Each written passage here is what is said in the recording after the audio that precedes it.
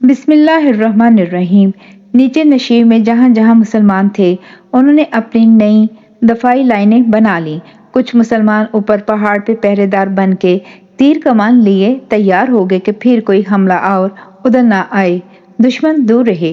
ایک بار ابو سفیان اور صفوان بن امیہ نے پہاڑ کے اوپر سے دامن قوم بنی آقا صلی اللہ علیہ وآلہ وسلم کی کمانڈ پوسٹ پہ حملے کی نیت کی، مگر مسلمان تیر اندازوں نے بھگا دیا۔ پہاڑ کی چوٹی کافروں سے خالی ہو گئی۔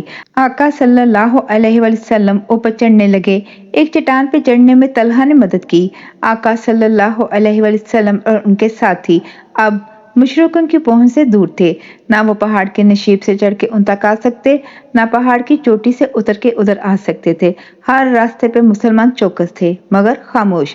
ابو سفیان کے پاس واپسی کے سوا کوئی چارہ نہ تھا، مگر اس نے اپنی انا کو اب بھی سیراب کرنا تھا۔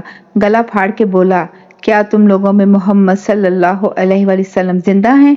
آقا صلی اللہ علیہ وآلہ وسلم نے فرمایا، کوئی جواب نہ دے۔ تھوڑی ہی دیر وہ جواب کا انتظار کرتا رہا، پھر چیخا، کیا تم میں ابن ابی قحافہ ابو بکر رضی اللہ تعالیٰ عنہ موجود ہیں؟ آقا صلی اللہ علیہ وآلہ وسلم نے فرمایا، جواب نہیں دینا۔ خاموشی عہد میں پچتی رہی، ہوائیں سائیں سائیں کرتی رہیں، ہر طرف چپ۔ پھر ابو سفیان کی بھاری آواز گونجی، کیا تم میں عمر بن خطاب رضی اللہ تعالیٰ عنہ ابھی باقی ہیں؟ آقا صلی اللہ علیہ وآلہ وسلم نے پھر خاموشی کا حکم دیا۔ جب کسی بھی سوال کا اسے جواب نہ ملا تو اس نے اپنے گھوڑے کی لگام ہلائی اور اپنے ساتھیوں کی طرف گردن موڑ کے عجیب تمسخرانہ انداز میں بولا، لگتا ہے یہ تینوں قتل ہو گئے، زندہ ہوتے تو جواب دیتے۔ ابو سفیان کی زبان سے یہ تحقیر آمیز بات سن کے عمر بن خطاب سے چپ نہ رہا گیا۔ آواز عمر بن خطاب کی ابو سفیان سے دگنی اونچی تھی۔ چلا کے بولے، اے دشمن خدا، تو نے غلط کہا، تیرے رنج کا سامان ابھی باقی ہے، ہم تینوں زندہ ہیں۔ ابو سفیان بولا، چلو، باقی تو تمہارے ادھر میدان میں مرے پڑے ہیں۔ پھر ابو سفیان نے نعرہ لگایا، اعلیٰ حبل، جے حبل۔ آقا صلی اللہ علیہ وآلہ وسلم نے کہا، کہو، اللہ اعلی و اجل، اللہ سب سے اعلیٰ اور برتر ہے۔ ابو سفیان نے دوسرا نعرہ لگایا، لانا عزا ولا عزا لکم، ہمارے پاس عزا ہے، تمہارے پاس نہیں۔ آقا صلی اللہ علیہ وآلہ وسلم نے فرمایا، عمر کہو، اللہ مولانا ولا مولا لکم، اللہ ہمارا مولا ہے اور تمہارا مولا نہیں۔ ابو سفیان بولا، یہ دن یوم بدر کا بدلہ ہے، لہٰذا ہم اور تم برابر ہو گئے، اور لڑائی تو کنویں کے ڈول کی مانند ہے، کبھی اوپر کبھی نیچے۔ سیدنا عمر رضی اللہ تعالیٰ عنہ بولے، ہم برابر نہیں، ہمارے مقتولین جنت میں ہیں اور تمہارے جہنم میں۔ بعد میں ابو سفیان نے سیدنا عمر کو آواز دے کر کہا، عمر، میں تمہیں اللہ کا واسطہ دیتا ہوں، سچ بتاؤ۔ سیدنا عمر رضی اللہ تعالیٰ عنہ بولے، اللہ کی قسم نہیں، بلکہ وہ ابھی بھی تمہاری باتیں سن رہے ہیں۔ ابو سفیان بولا، تم میرے نزدیک ابن کمیہ سے زیادہ سچے ہو۔ چلتے ہوئے ابو سفیان گردن اکڑا کے بولا، اگلے سال پھر بدر میں میلے کے دنوں میں جنگ کا وعدہ رہا۔ آقا صلی اللہ علیہ وآلہ وسلم نے کہا، کہو پکا، انشاءاللہ۔ ابو سفیان بن حرب اپنا لشکر لے کر نکل گیا۔ آقا صلی اللہ علیہ وآلہ وسلم نے سیدنا علی رضی اللہ تعالیٰ عنہ کو چند جانثاروں کے ساتھ اس کے پیچھے لگا دیا۔ کہا، دیکھ کے آؤ کہ یہ اونٹوں پہ بیٹھے ہیں اور گھوڑے عقب میں رکھتے ہیں، یا گھوڑوں پہ سوار ہوتے ہیں اور اونٹ پیچھے رکھتے ہیں۔ سیدنا علی رضی اللہ تعالیٰ عنہ پیچھے گئے، خبر لائے کہ سب اونٹوں پہ سوار ہو کر گئے ہیں اور گھوڑے عقب میں ہیں۔ آقا صلی اللہ علیہ وآلہ وسلم نے اطمینان کا سانس لیا، فرمایا، اب یہ مکہ گئے، مدینے کی طرف نہیں پلٹے۔ ظہر کے وقت تک جنگ ختم ہو چکی تھی، زخموں سے چور آقا صلی اللہ علیہ وآلہ وسلم نے بیٹھ کے امامت کرائی، اکثر صحابہ نے بیٹھ کے نماز پڑھی، پھر نشیب میں آئے، شہیدوں کے جسے خاکی اکٹھے کیے۔ سیدنا امیر حمزہ رضی اللہ تعالیٰ عنہ کے جسم اقدس کو کٹا ہوا دیکھا تو آقا صلی اللہ علیہ وآلہ وسلم غم سے کانپنے لگے، آنسوں کی برسات برسی، پورا جسم مبارک غم سے لرز گیا۔ کہا، میں 10 کافروں سے ایسا بدلہ لوں گا، مگر پھر فوراً جیسے آسمان سے کوئی تنبیہ آئی ہو، کہا، نہیں، ہمیں اس طرح لاشوں کی بے حرمتی کی اجازت نہیں۔ فیصلہ ہوا کہ سب کی نماز جنازہ پڑھا کے اسی احد کے نشیب میں دفن کیا جائے۔ شہیدوں کے جسم لائے جاتے، اٹھائے جاتے، نماز جنازہ میں امیر حمزہ رضی اللہ تعالیٰ عنہ کا جسم مبارک آخر میں پڑا رہا۔ ان پر 70 بار آقا صلی اللہ علیہ وآلہ وسلم نے نماز جنازہ پڑھائی اور فرمایا، آسمان سے جبرائیل علیہ السلام نے آ کر کہا ہے کہ 7ویں آسمان پہ سیدنا حمزہ کا لقب لکھا جا چکا ہے، اسد اللہ و اسد الرسول اللہ، اللہ اور اللہ کے رسول کے شیر۔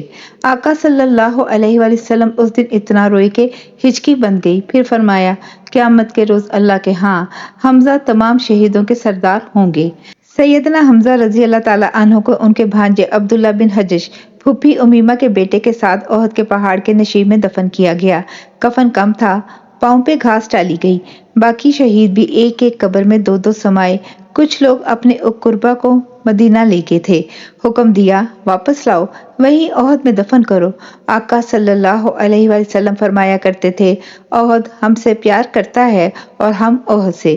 مدینہ سے خواتین بھی بھاگی چلی آئیں، کوئی مشکیزے میں پانی بھر کے لا رہی ہیں، کوئی دوا دارو لیے، کوئی زادے راہ کے ساتھ۔ آقا صلی اللہ علیہ وآلہ وسلم کے زخم خاتون جنت سیدنا فاطمہ رضی اللہ تعالیٰ عنہا نے دھوئے۔ ان کے شوہر سیدنا علی رضی اللہ تعالیٰ عنہ اپنے آئینی خود میں پانی بھر کے لائے۔ پھر سیدہ فاطمہ رضی اللہ تعالیٰ عنہا نے ایک چٹائی جلا کے زخم پہ رکھی تو خون بند ہوا۔ 70 مسلمان شہید ہوئے تھے۔ مشرکین اپنی 24 لاشیں ادھر چھوڑ گئے تھے۔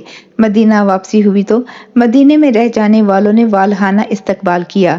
ایک عورت جس کا باپ، بھائی، بیٹا تینوں شہید ہو گئے، تینوں کی شہادت کی خبریں سن کے بے قراری سے پوچھتی، رسول اللہ صلی اللہ علیہ وآلہ وسلم کیسے ہیں؟ جب سنا بخیر اور سامنے سے آقا صلی اللہ علیہ وآلہ وسلم کو آتا دیکھ لیا تو اس دکھی دل پہ جیسے بہار آ گئی۔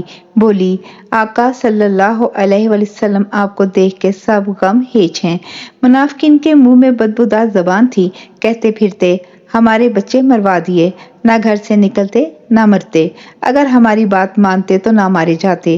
اللہ نے قرآن میں واضح کر دیا، کوئی ایسی جگہ بتا دو جہاں تم موت سے محفوظ رہ سکتے ہو۔ جنگ کا پلڑا تو چند لمحوں میں مسلمانوں کے حق میں ہو گیا تھا۔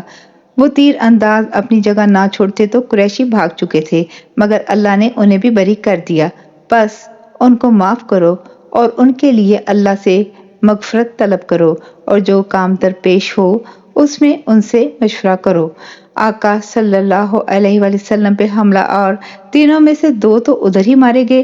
عبداللہ بن کمیہ جو کہتا تھا، میں ٹکڑے کر دینے والے کا بیٹا ہوں، جس نے کمر اور آئینی خود پہ تلوار ماری تھی، وہ مکہ تو لوٹ گیا، اپنی بکریاں لانے گیا تو ایک بکرے نے اسے سینگ مار مار کر ٹکڑے ٹکڑے کر کے بلندی سے گھاٹی میں گرا دیا، اس کا جسم بکھر گیا۔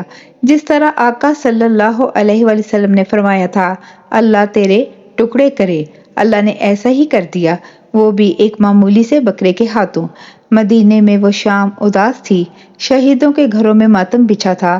آقا صلی اللہ علیہ وآلہ وسلم کی آنکھوں میں ابھی بھی اپنے محبوب چچا، دوست، خالہ زاد بھائی، رضائی بھائی اور پروانے شیر خدا، شیر رسول امیر حمزہ رضی اللہ تعالیٰ عنہ کا غم آنسو بن کے بہہ رہا تھا۔ ماتم کرتے ہوئے ایک گھر کے پاس سے گزرے تو دکھ کی انتہا سے بولے، میرے چچا امیر حمزہ پہ ماتم کرنے والا کوئی نہیں۔ وہ عورتیں اپنے شہید بھول گئیں اور سید الشہداء کا غم منانے لگیں۔ رات آقا صلی اللہ علیہ وآلہ وسلم کو نیند آ گئی۔ صبح کی نماز سے بلال رضی اللہ تعالیٰ عنہ کی اذان کے ساتھ اٹھے۔ بلال کو بلا کے ایک عجیب حکم سنایا، فرمایا اعلان کر دو کہ نماز فجر کے بعد فوراً کوچ ہوگا۔ صرف 2 مجاہد ساتھ ہوں گے جو کل احد کی جنگ میں شامل تھے، نیا کوئی نہ ہوگا۔ خود بھی زخمی، زیادہ تر مجاہد بھی زخمی، زخمی بھی ایسے کہ کسی کو 70 زخم آئے، کسی کو اس سے بھی زیادہ۔ سیدنا علی رضی اللہ تعالیٰ عنہ نے اطلاع دی تھی کہ دشمن مکہ کی طرف روانہ ہوا ہے۔ آقا صلی اللہ علیہ وآلہ وسلم کو خیال آیا، دشمن راہ سے پلٹ نہ آئے، اس کا تعاقب ہونا چاہیے، اگر وہ پلٹا تو مقابلہ لازمی ہے۔ چل پڑے۔ دشمن مدینے سے 36 کلومیٹر دور روحا کے مقام پر پڑاؤ ڈالے یہی سوچ رہا تھا۔ ابو سفیان بزید تھا کہ واپس جا کر مسلمانوں کی جڑ اکھیڑ دے، ابھی موقع ہے۔ وہ زخمی، گھائل اور خستہ ہیں۔ صفوان بن امیہ کا اصرار تھا کہ خوش نصیبی سے عزت رہ گئی، یہ بھی نہ ڈوب جائے۔ خالد بن ولید نے بعد کے دنوں میں مسلمان ہونے کے بعد بتایا کہ اصل میں ہمارا شاذ و نادر گھوڑا ہی ایسا بچا تھا جسے तीर न लगा हो। उनके घोड़े सल्तनत रोम के घोड़ों की तरह जरा बख्तर वाले तो नहीं होते थे। तीरों की बुझाड़ से कहाँ तक बचते। जख्मों पे मक्खियां भिन बना रही हैं। लोग उनके भी बहुत जख्मी थे। वो ज्यादा मुसलमान मार के भी खौफजदा थे और मुसलमान ज्यादा कब्रें खोद के अपने जख्मों से बेनियाज और घोड़ों पे चढ़े इसी 5 गुना बड़ी फौज के ताकुब में सरपट भागे चले जा रहे थे। आका सल्लल्लाहु अलैहि वसल्लम ने मदीना से 8 मील बाहर हमरुल असद के मकाम पे पड़ाव किया। पीर, मंगल और बुध यानी 9, 10 और 11 शवाल 3 हिजरी 3 दिन और 3 रातें वहीं क्याम किया। हर रात लकड़ियों का अलाव रोशन किया कि दुश्मन देखे तो उस पे हैबत तारी हो। इसी इसना में आका सल्लल्लाहु अलैहि वसल्लम का एक हमदर्द माबद बिन अबी माबद खजाई जो कबीला खजाया का रईस था वहां आका सल्लल्लाहु अलैहि वसल्लम को मिल गया। उसके कबीले के बहुत से लोग मुसलमान थे। इस मुलाकात में आका सल्लल्लाहु अलैहि वसल्लम का हौसला देख के वो भी मुसलमान हो गया। आका सल्लल्लाहु अलैहि वसल्लम ने उससे कहा, अभी अपना ईमान कुरैश वालों से मख्फी रखो, आगे रोहा जाके उनके हौसले पस्त करो। आजकल जिसे साइकोलॉजिकल वार कहते हैं वो करने का हुक्म दिया। बनु हाशिम और बनु खजाया एक दूसरे के हलीफ थे मगर अब तो मामला ही और था। वो सरदार खुद आका सल्लल्लाहु अलैहि वसल्लम की शमाए रसालत का परवाना था। गया अबू सुफियान बिन हर्ब अभी तक सफवान बिन उमैया से बहस में लगा था कि वापस पलटते हैं मदीना। अपनी हर कामयाबी और नाकामी तोल के मानता था। माबद खजाई पहुंच गया। जाते ही बोला, अब पकड़े जाओगे। अबू सुफियान बोला, क्यों? माबद बोला, तुम अभी तक यही हो? पता है पीछे तुम्हारे क्या अफरियत आ रहा है। वो सहम गया। सफवान बिन उमैया ने भी कान खड़े किए। अकरमा बिन अबू जहल की भी आंखें बाहर निकली। माबद बोला, मदीने से हजारहा लोगों की फौज तलवारें नेज़े लिए गुस्से से तूफान की तरह इस तरफ आ रही है। तुम रात को अपने जासूस पीछे भेज के देख लो। बेशक मैं तो देख आया हूँ। वो तो तय करके निकले हैं कि तुम्हारी मौत से कम पर वो वापस न पलटेंगे। तुम लोग कितने सरदार हो? वो कहते थे, जितने बदर में मारे थे उनसे ज्यादा को अब घड़े में दबाना है। अबू सुफियान की सिटी गुम हो गई। उसने पहले ही जासूस पीछे भेजे हुए थे। एक ने आकर इतला दी कि हमरुल असद पे एक बड़ी फौज का हिस्सा खूंखार हुआ बैठा है। लगता है उसे किसी कुमक का इंतजार है। बहुत गुस्से में लगते हैं वो लोग। सब मदीने के हैं। कुछ तो पहचान भी लिए इसी जंग में थे। पीछे सुना है ताजा दम फौज आ रही है। घोड़ों पर जरहें पहने सफवान बिन उमैया ने इस बार अबू सुफियान बिन हर्ब की सरदारी की परवाह नहीं की। खुद ही हुक्म सुना दिया, चलो उठो, अब रास्ते में कहीं फजूल न रुकना। जितनी इज्जत रह गई बची रहने दो। चलो। सब सर झुका के उठे, अपनी अपनी सवारी पे बैठे और सरपट उन्हें भगाते हुए मक्का जाके सांस ली। तारीख में इस जंग को खामखा मुसलमानों की शिकस्त का तमगा खुद मुसलमानों ने दिया है। उसकी वजह शायद ये हो कि जब तारीख के पहले पहल की किताबें हिजरत के कोई 60-70 साल बाद लिखी जा रही थीं तो अबू सुफियान बिन हर्ब की औलाद हाकिम वक्त थी। लिखने वालों को अपना कलम ही नहीं अपना सर कलम होने से भी बचाना पड़ता होगा। उन्होंने थोड़ा बहुत रंग अगर अबू सुफियान बिन हर्ब को फातिहा करार दे के भर दिया तो कोई हर्ज नहीं। आखिर जान बचाना और पेट भरना भी तो जरूरी है। ये सच है कि जानों का नुकसान ज्यादा मुसलमानों का हुआ। कुरैशियों के मुकाबले में 3 गुना। उनके 24 मरे। मुसलमान 65 से 70 कहे जाते हैं। निस्बत 1-3 की रही मगर फौज की निस्बत 1-5 की थी। फिर हर जंग का एक मकसद होता है। मुसलमानों का मकसद दिफा अपने शहर और दीन की सलामती का था।